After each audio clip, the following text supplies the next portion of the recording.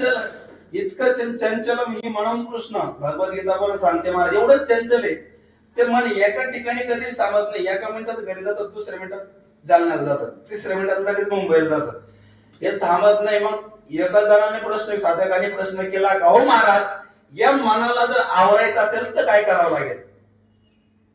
महाराजांनी एवढं गोड उत्तर दिलं. महाराजांनी सांगितलं की त्या मनाला नाही म्हणायला शिकायचं. काय सांगायचं? नाही म्हणाला. म्हणजे नाही कसं? त्या मनाला न हा शब्द लावायचा. कोणता लावायचा? न. लावा बरं, अगोदर लावा किंवा शेवटी लावा. काय होतं? मन या शब्दाला न लावा, काय होतं? म न. आणि अगोदर लावा,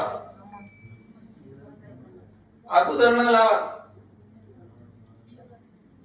मी जाऊ नको कुठं बाहेर. हा, अगोदर लावा. काय होतं? मनन किंवा नमन. महाराजांनी एवढं गोड उत्तर दिलं की बाबा त्या मनाला न हा शब्द लावला, तुम्ही एक तर मनन करा किंवा नमन करा, देव तुमच्या